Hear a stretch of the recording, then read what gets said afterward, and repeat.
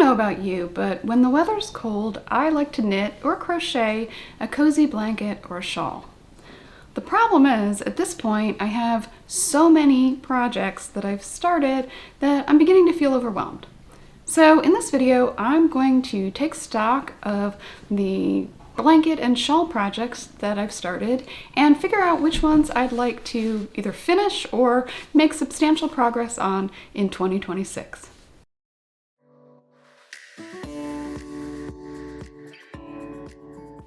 Hi, welcome to Musing Maker. I'm Harriet. I've been a knitter and crocheter for a little over 40 years now, and a few years ago I learned to weave and to spin as well. This channel is where I come to talk about the challenges and works in progress that I get up to in the field of the fiber arts. My hope is that you'll find something useful here for you on your fiber arts journey, and that you'll like, subscribe, and comment, and come back again and again. When calculating how many works in progress we have, a lot of knitters and crocheters will say, somewhat humorously, but with some seriousness, blankets don't count. And some people will also say shawls and blankets don't count. The logic is that large shawls and large blankets require a substantial amount of time. They tend to be long-term projects, and so trying to work to them on a particular schedule or a deadline can be discouraging or seem sort of unfair. This mindset that blankets don't count when calculating works in progress has been my own mindset for many years, but I now find myself starting out 2026 in a bit of a bind because I have several large long-term blanket projects in progress and two very large shawl projects in progress. So I need to take stock of what I have left to do on these projects and see what it's going to take to help me move forward. I am currently working on two Stephen West shawls. In April of 2025, I started working on the Painting Bricks shawl pattern. And I had seen this pattern a couple of years before, and I really liked it. And so when Stephen West hosted a scrappy knit along starting in April, I decided to hop on the bandwagon and work on that. And so I made quite a bit of progress on this shawl and actually worked on it pretty steadily until I got to the border. I ended up slowing down because it became something that I couldn't simply work on while watching TV or streaming or listening to an audiobook or whatever. It was something that I kind of had to pay attention to. And to some extent that's my own fault because my main color is a dark color, but this is something that you'll hear again and again in this video as a common theme with me, that I tend to take on blanket projects, particularly color work blanket projects, because I really love the design, but then I find myself in a situation where it's not something that I can work on without, kind of paying my full attention to it.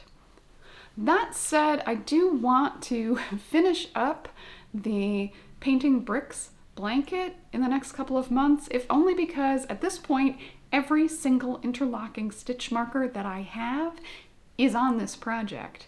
And sooner or later, I'm going to need them back. I think I managed to steal one from this so that I would have one that I could use. But that's not really feasible, and I don't want to go out and buy a bunch of interlocking stitch markers just because they're all consumed on one project. So this one is definitely in the queue for something to work on in the first couple months of 2026. My second project I won't talk a lot about. It's also a Stephen West shawl, and I'm not going to talk a lot about it because I already did a separate video about my progress update on it. At this point, the Stephen West knit along from October of 2025 Musicale, I am through clue 3, and so I only have one more clue to go. And again, this is sort of the border clue, and it's brioche. And so I would not say that I've gotten stalled on that. It's been a little bit of a pause as I'm sort of thinking through what things I want to work on next. But I definitely feel like this is one that I can finish within the first few months of 2026. So both Stephen West shawls are ready to go. I'm going to be working on them over the next couple of months. So next up, we have the blankets. And I'm going to start with one that I am about halfway through, and that's the Midwinter Blanket by Martin Story. And this was hosted as a knit-along that was hosted by Rowan back in, I believe it was August of 2023. And I really love the pattern. I like the finished blanket that will result from it, but it does involve purling and color work. So again, it becomes something that's easy for me to set aside and not work on, right? To work on other things that kind of go a little bit more quickly, where I don't have to consult a chart. That said though, I need a total of 35 squares for it, and I've got 25. So I feel like this, again, along with the Stephen West shawls, is a project that I can work on in the next few months and hopefully finish by springtime so that I have it to enjoy next midwinter. So it's in the queue for the next few months. The second blanket is one that you probably have already heard of, and many people have probably, well, maybe not many, but some people have probably also done it. It's the Battenberg blanket.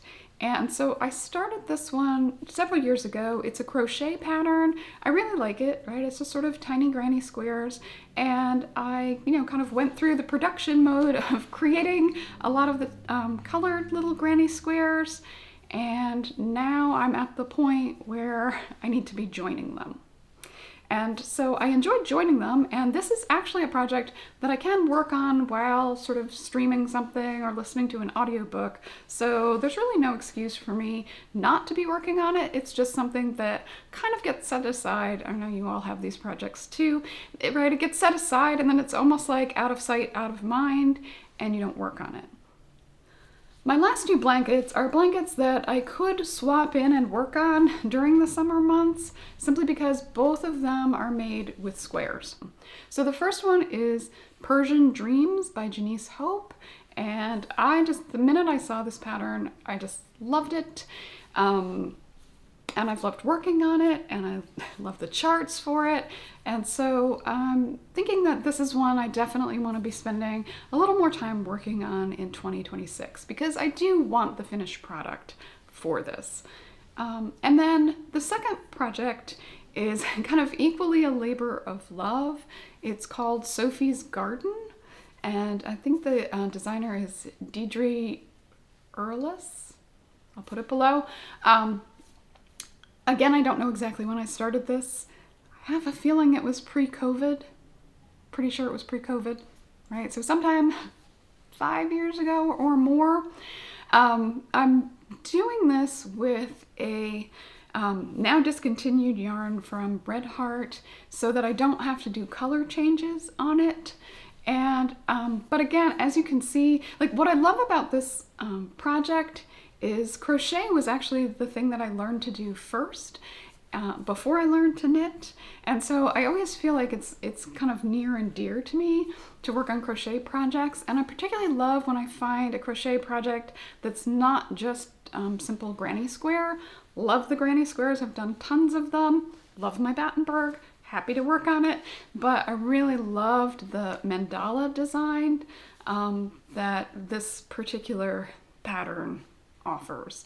And so it's really interesting, it's really engaging, but again, it's one that I can't work on while working on other things.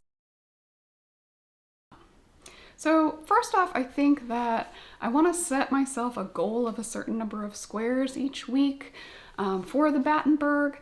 And I have like a coloring book mandala, and I think I'm going to use that to also help visualize my progress. I feel like if I do the math on the Battenberg, the numbers are so high that it just starts to feel intimidating, and I really just need to not even think about it that way.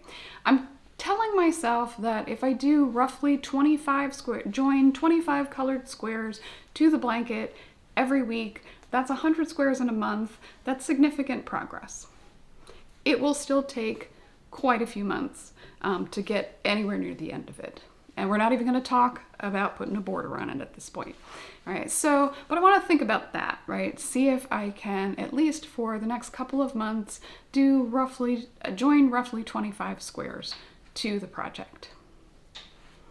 The midwinter blanket, I think, is in better shape. I've got 10 more squares to do, so my goal for that is to put that on the front burner and try to really work on those squares and see if I can get them done by the end of January. Then that will just mean I have to seam the blanket together and put a border on it, which is something that I can work on for the month of February. The last two Stephen West shawls, as I said, I want to be sure to finish those over the next couple of months. I need my stitch markers back, and I'm also, I'm at the border on both of them. So I have to kind of factor in that it's going to take me some time, but I feel like I'm motivated to get those done before spring comes.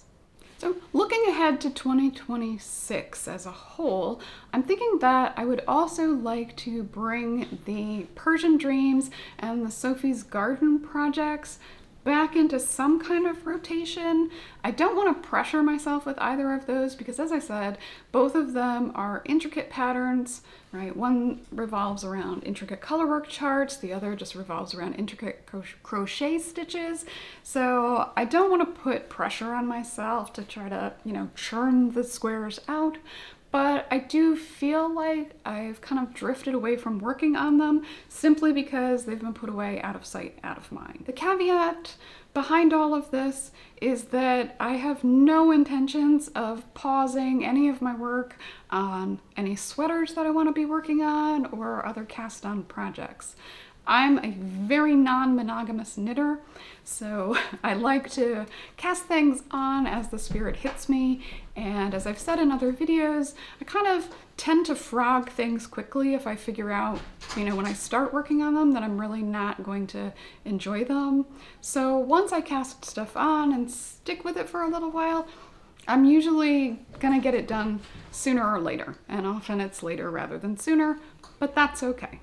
Okay, so that's it for me. How about it for you? Do you have any long-term projects, whether blankets or even like colorwork sweaters, or things that are, more complicated knit or crochet projects that you'd like to be making progress on in 2026?